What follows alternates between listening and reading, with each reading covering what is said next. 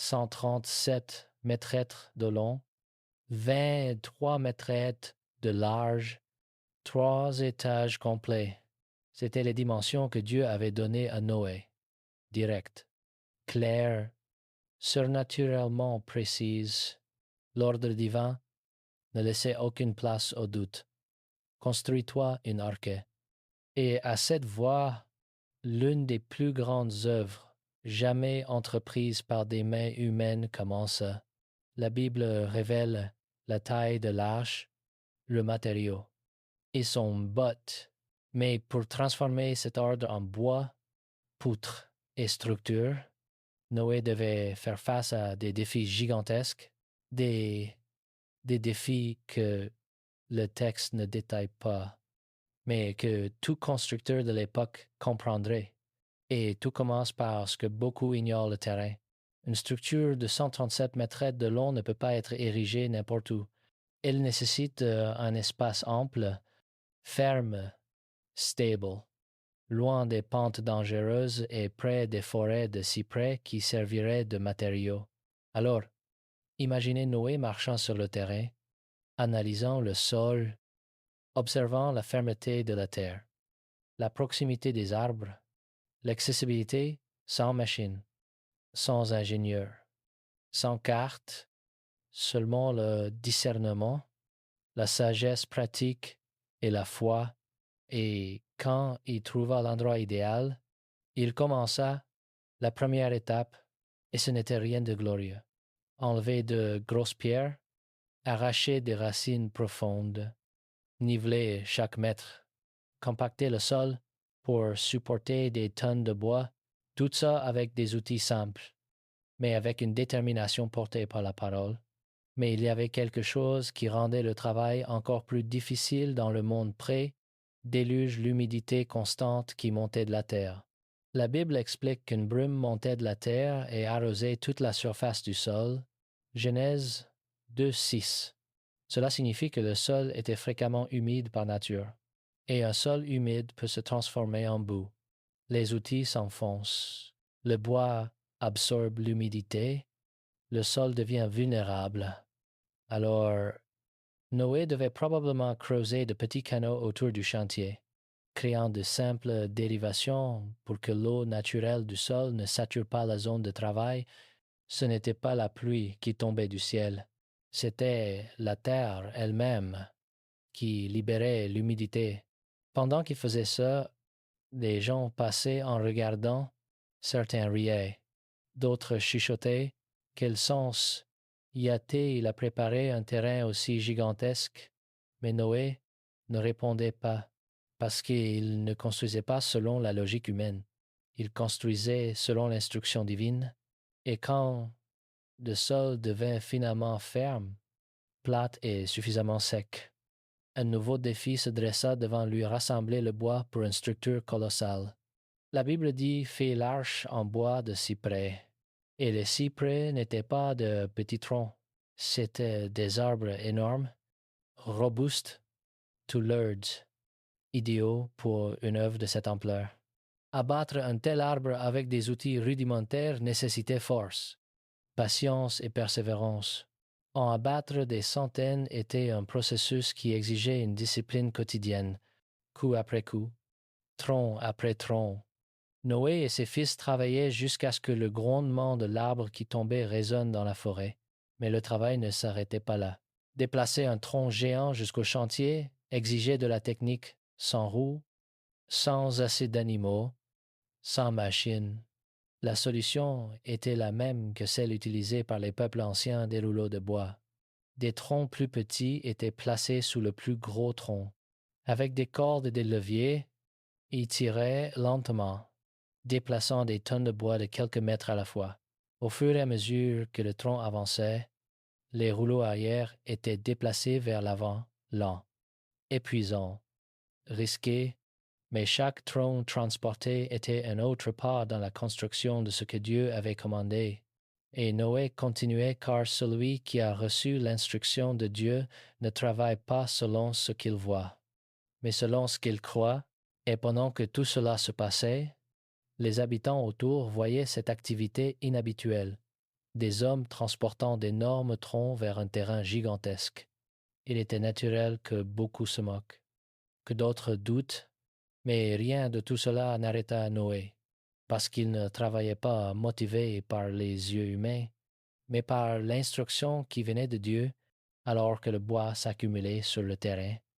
Le moment vint de commencer la partie la plus complexe de toute l'œuvre, pas seulement couper et transporter, mais ériger une structure colossale qui devrait rester ferme pendant la plus grande tempête de l'histoire humaine pour que l'arche reste fermée, droite et résistante.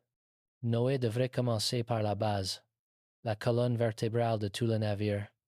La quille, la Bible ne décrit pas le processus, mais tout constructeur ancien comprendrait qu'une structure de cette taille nécessitait une poutre centrale extrêmement longue et robuste, capable de supporter tout le poids de la coque, les 3 ponts et les tonnes de chargement qui suivraient. Mais il y avait un détail impossible à ignorer. Aucun arbre, aussi grand soit-il, n'atteindrait 137 mètres de longueur. Cela signifiait que Noé devait joindre plusieurs poutres géantes, tronc après tronc, créant une ligne continue, droite et solide, une tâche qui exigeait technique, précision et patience. Ces poutres étaient coupées et assemblées avec des joints en bois, quelque chose connu depuis les civilisations les plus anciennes, des systèmes mâles et femelles qui, lorsqu'ils étaient bien faits, devenaient aussi fermes que des structures entières. Et pour fixer ces joints, des pieux et des chevilles de bois dur étaient insérés, créant des points d'union assez solides pour tout tenir ensemble lors de tempêtes violentes. Quand l'acquis fut prête, un moment impressionnant surgit devant Noé, le besoin de lever les côtes de l'arche. Les côtes étaient des poutres arquées qui s'élevaient des côtés et donnaient forme à la coque. Les côtes devaient être ajustées avec précision, donc Noé et ses fils firent ce que les anciens constructeurs maîtrisaient très bien. Ils créèrent des joints sur mesure, soigneusement sculptés, qui permettaient aux poutres de s'incliner et de s'arquer naturellement au fur et à mesure qu'elles étaient fixées à la quille. Et pendant que ces côtes s'élevaient le long de la quille, la forme de l'arche commença enfin à émerger sous leurs yeux. Maintenant, imaginez la scène, d'énormes poutres lourdes soulevées par des leviers, des cordes épaisses et la pure force humaine. Noé et ses fils tirant, ajustant, corrigeant les angles, surveillant chaque centimètre, parce que si une côte était trop inclinée, toute la structure perdrait son équilibre. C'est pourquoi ils utilisaient probablement des cordes tendues d'un bout à l'autre comme ligne directrice. Ils utilisaient des pierres comme fils à plomb pour assurer la verticalité et répéter le processus des dizaines de fois. Quand le squelette de l'arche commença à prendre forme, la vue devait être impressionnante. Une structure en bois gigantesque, émergeant là où il n'y avait jamais eu de mer, de la taille d'un immeuble moderne, mais faite uniquement avec des outils simples et des mains humaines. Et puis vint un moment crucial sceller l'arche, parce qu'une belle structure ne suffit pas, elle devait être étanche. Et Dieu fut direct à ce sujet. Tu couvriras l'arche de bitume à l'intérieur et à l'extérieur. Ce détail est profond. Le bitume, une résine dérivée de la terre, devait être bouilli, épaissi et appliqué encore chaud, créant un film dur et résistant, mais l'appliquer seulement à l'extérieur ne suffirait pas. Le bois, avec le temps, absorbe l'humidité et toute infiltration pourrait tout détruire. Alors Noé et ses fils passèrent des jours, peut-être des semaines, à couvrir chaque fissure, chaque joint, chaque crevasse, à l'intérieur comme à l'extérieur. Chaque couche devait sécher avant d'en recevoir une autre, et tout défaut pouvait compromettre tout le projet. À la fin, quand la dernière partie fut scellée et durcie, l'arche n'était plus seulement une structure en bois, c'était un abri hermétique conçu pour affronter quelque chose qui ne s'était jamais produit auparavant dans l'histoire humaine. Et l'étape suivante serait aussi importante que la structure externe, organiser l'intérieur pour abriter des créatures vivantes. La Bible révèle un détail fondamental. Tu feras des compartiments dans l'arche. Le terme hébraïque utilisé, kinningen, signifie littéralement needs, cellules, petite division. C'est-à-dire que l'arche n'était pas un hangar ouvert, elle était formée de sections plus petites, soigneusement planifiées pour maintenir l'ordre, la ventilation et la sécurité des animaux.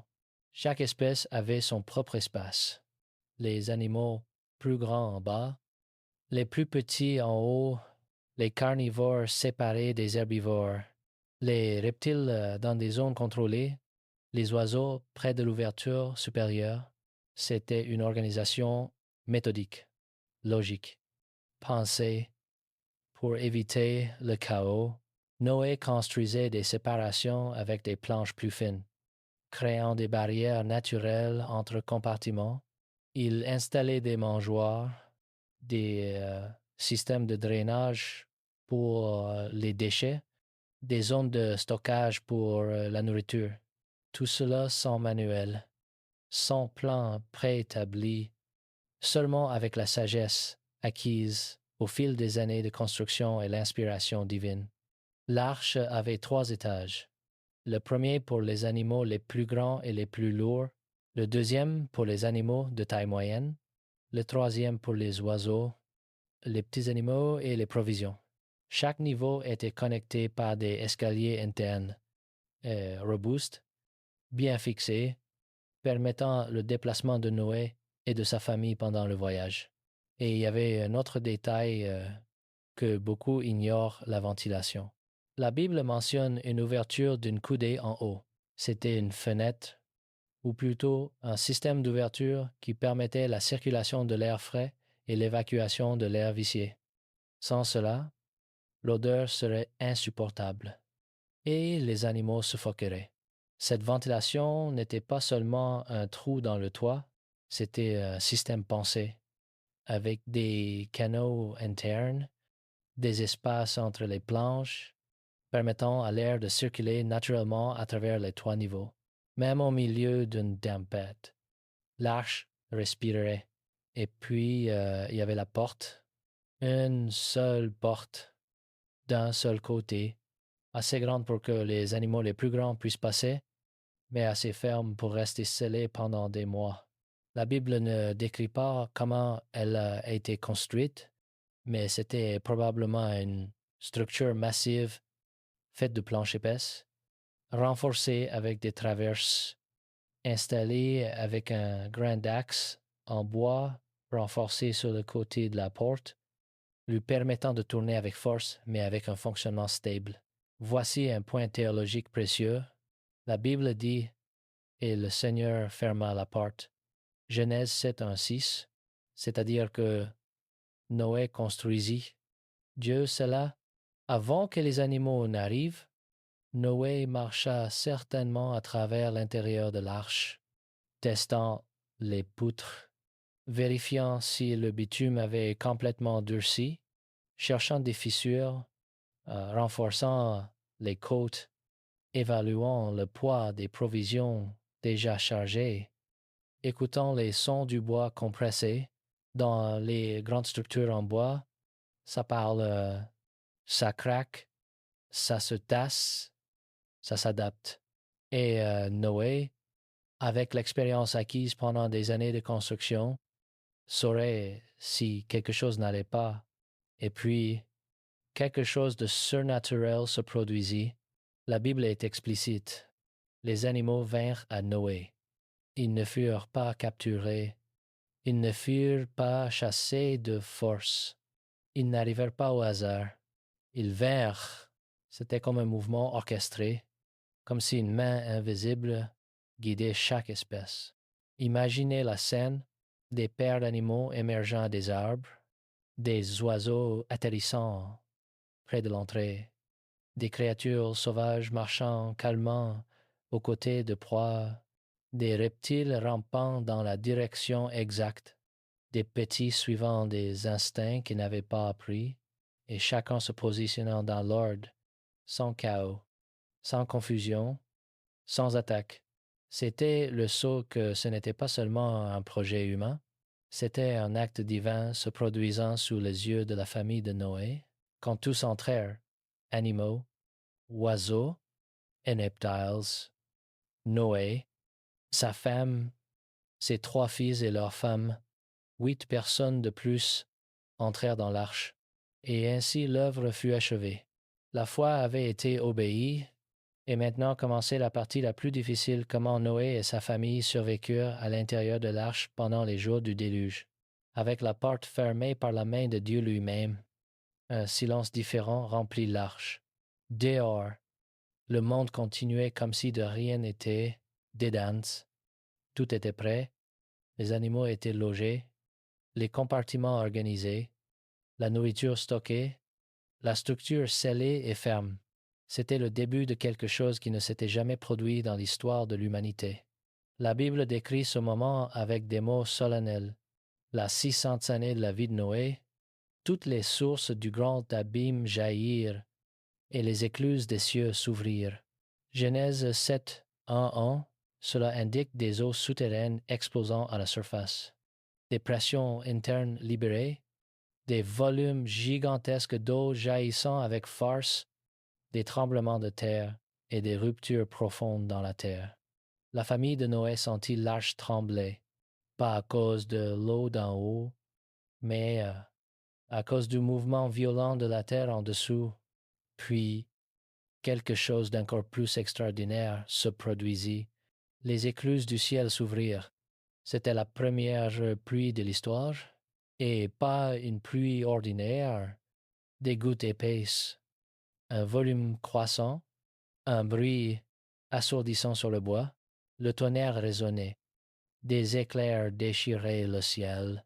L'arche, jusqu'alors immobile, commença à sentir le toucher des premières eaux s'accumulant autour d'elle. Imaginez les voisins qui riaient de Noé, ceux qui appelaient l'arche une folie. La Bible ne décrit pas leurs sentiments, mais c'est facile à imaginer des cris face à la pluie inconnue, l'étonnement face aux eaux qui montaient rapidement, des gens courant sans comprendre, la panique face à quelque chose qui ne s'était jamais produit auparavant. La foi qui semblait auparavant de la folie devenait maintenant leur seul refuge. L'eau montait, montait, montait jusqu'à ce que la coque, lourde et ferme, commence à flotter. Pour Noé et sa famille, cela devait être une sensation indescriptible. Le bois craquant, le sol vibrant, le balancement initial, le son de l'eau clapotant contre le flanc, l'arche se soulevant de la terre pour la première fois, ce navire, construit pendant des décennies, accomplissait enfin son but. L'arche n'était pas guidée par des voiles, des rames ou des gouvernails. Elle n'en avait pas besoin. Elle était entre les mains de Dieu. La Bible les décrit. Les eaux prévalurent et augmentèrent considérablement sur la terre. Genèse 7, 1, 9. Cela signifie des montagnes disparaissant, des villes submergées, des arbres déracinés, la vie ancienne s'éteignant sous les yeux de la famille de Noé. À l'intérieur, l'arche semblait être un monde à part. Dehors, tout mourait. Dedans, Dieu préservait la vie. Le contraste était absolu. Combien de temps dura la pluie? Le son de la pluie cessa après 40 jours, mais le déluge était loin d'être terminé. La Bible le décrit, les eaux prévalurent sur la terre 150 jours. Genèse 7, 2, 4. Même sans pluie, les eaux continuaient à monter et à se déplacer, couvrant montagnes, plaines, vallées et tout ce qui existait avant. À l'intérieur de l'arche, le temps semblait immobile. Il y avait du travail chaque jour, nourrir les animaux, nettoyer les compartiments, vérifier les poutres, renforcer les joints, surveiller la stabilité, prier, attendre, et puis, après de longs mois d'attente, le récit biblique révèle un moment décisif. Et Dieu se souvint de Noé. Genèse 8, 1. La Bible dit que Dieu envoya un vent sur la terre et les eaux commencèrent à se retirer. Lentement, jour après jour, le niveau commença à diminuer jusqu'à ce que l'arche se pose sur les montagnes d'Ararat. Genèse 8, 4. Après des mois de pénombre partielle, Noé ouvrit la fenêtre supérieure. Pour la première fois depuis le début du déluge, l'air frais entra avec force. La lumière naturelle remplit l'intérieur de l'arche, mais il n'avait toujours aucun moyen de savoir si la terre était prête. Alors, il prit une décision logique et sage. Il lâcha un corbeau, puis il lâcha une colombe. La colombe revint, car elle ne trouva pas de perchoir. Le monde était encore sous l'eau. Une semaine plus tard, Noé réessaya.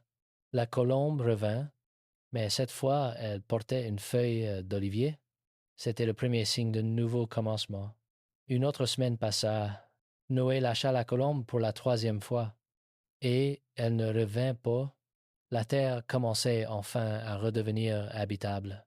Après plus d'un an à l'intérieur de l'arche, Dieu parla à nouveau source de l'arche. Toi et ta femme et tes fils et les femmes de tes fils avec toi. Genèse 8, 6. Et Noé obéit. La porte, celle-là même que Dieu avait fermée, était maintenant ouverte. Une lumière intense inonda l'intérieur. Les animaux commencèrent à sortir, espèce par espèce, suivant leurs instincts, se dispersant sur la nouvelle terre. Toute la famille posa le pied sur la terre ferme pour la première fois en plusieurs mois. L'odeur de la terre humide, l'air pur, le silence profond, tout était nouveau. Rien de l'ancien monde n'avait survécu. Mais la grâce de Dieu préserva assez de vie pour un nouveau commencement. Dès qu'il sortit de l'arche, Noé fit quelque chose de symbolique, de puissant, de mémorable et il érigea un autel au Seigneur. Là, parmi les rochers, la boue sèche et le début d'un paysage restauré, Noé offrit un sacrifice. La Bible décrit que Dieu fut satisfait de l'arôme agréable et fit une promesse. Plus jamais je ne détruirai toute vie avec de l'eau. Et puis, il plaça un signe visible dans le ciel, l'arc-en-ciel, une alliance éternelle, rappelant à l'humanité que même dans le jugement, Dieu préserve un reste, soutient la vie et ouvre un chemin de foi. Avec le déluge terminé, l'arche avait accompli son but. Maintenant, un nouveau chapitre commençait. Noé et sa famille allaient repeupler la terre. Des nations naîtraient des fils de Noé. Le monde gagnerait de nouveaux cycles, des saisons et des limites établies par Dieu. L'histoire de la rédemption continuerait. De ce navire, toute l'humanité post-déluge naîtrait, et l'arche, symbole d'obéissance, de foi et de salut, resta comme un témoignage que Dieu sauve toujours ceux qui font confiance à sa voix. J'ai passé des années à étudier ces récits anciens. Mon nom est Juan José Benitez. Et je vous dis ceci, l'arche n'était pas seulement un bateau. C'était un acte de foi transformé en bois. C'était le salut préservé sur 3 niveaux. C'était la réponse divine au péché et, en même temps, la preuve de l'amour de Dieu pour la vie. Mais l'histoire de Noé ne se termine pas avec l'arche. Il y a tellement plus sur le redémarrage de l'humanité, la nouvelle alliance, les générations qui vinrent après, et comment tout cela se connecte au plan plus grand de Dieu. Que ferez-vous maintenant avec cette connaissance? Voici ce que je vous recommande. Premièrement, prenez un moment aujourd'hui pour réfléchir à votre propre foi. Noé construisit pendant des décennies sans voir la pluie. Qu'est-ce que vous construisez dans votre vie? Même quand vous ne voyez pas encore les résultats. Deuxièmement, partagez cette histoire avec quelqu'un qui a besoin d'espoir. Dans un monde qui se moque souvent de la foi, rappelez à quelqu'un que Dieu tient toujours ses promesses.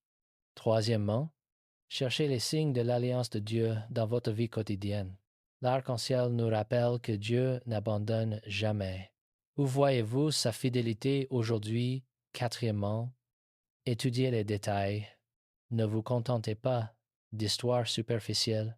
Plongez dans les Écritures. Découvrez la sagesse pratique cachée derrière chaque commandement divin. Et cinquièmement, préparez-vous. Noé se prépara pour ce qui semblait impossible. Comment vous préparez-vous spirituellement pour les défis à venir? La foi de Noé n'était pas passive.